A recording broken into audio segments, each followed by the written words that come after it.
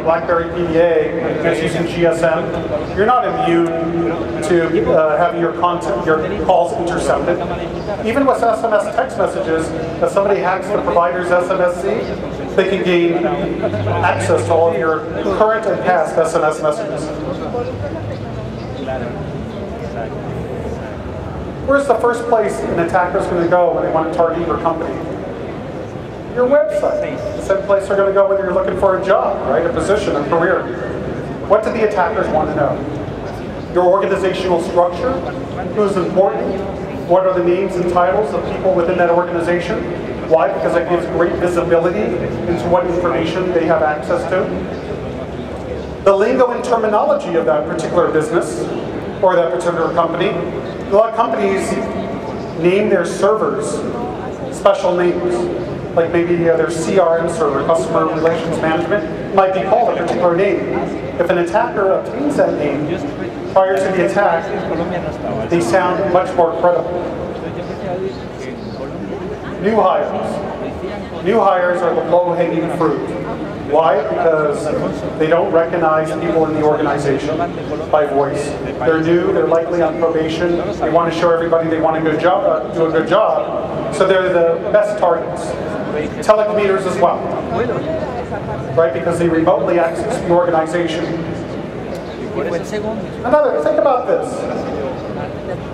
People think, they want to keep the organization or the company secure, but they don't think about it as spokes in a wheel. So if I'm an attacker and I really want to get into an organization, why limit it to trying to break into the company core? Why not look to the people that are connecting them?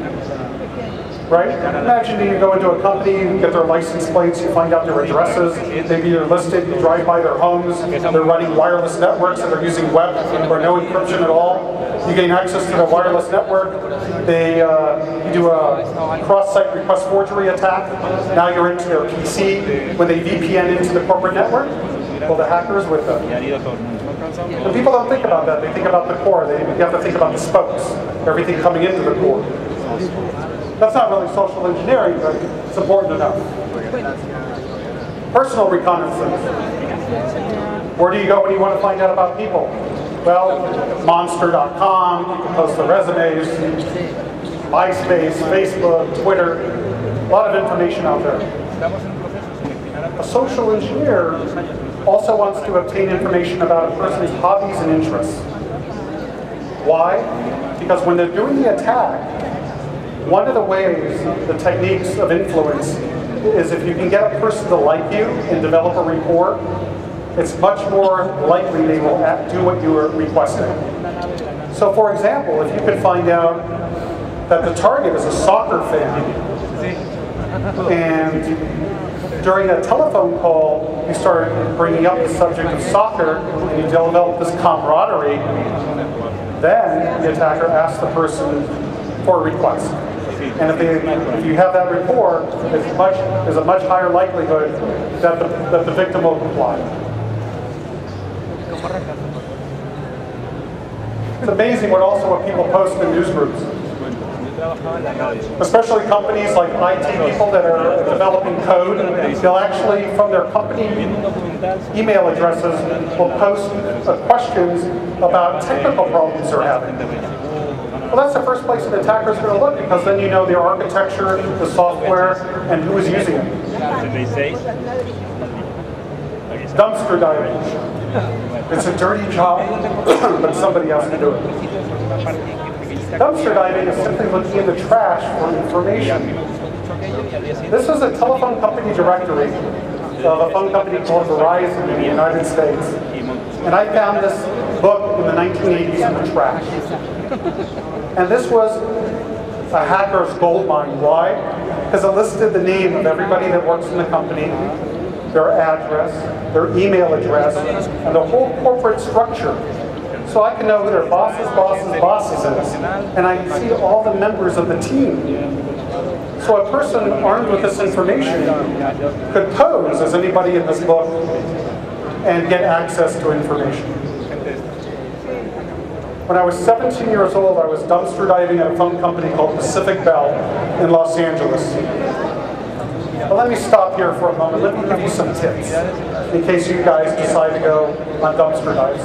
If you pull out a trash bag out of a can, I assume they're the same here as in the United States, I don't know, and you shake the bag, and it sounds like liquid, or feels like it, put it aside. You want to skip that bag. Or, second tip, if you look in the bag or tear the bag, there's paper towel, aside. You want the smaller trash bags that are usually next to people's cubicles or in their offices.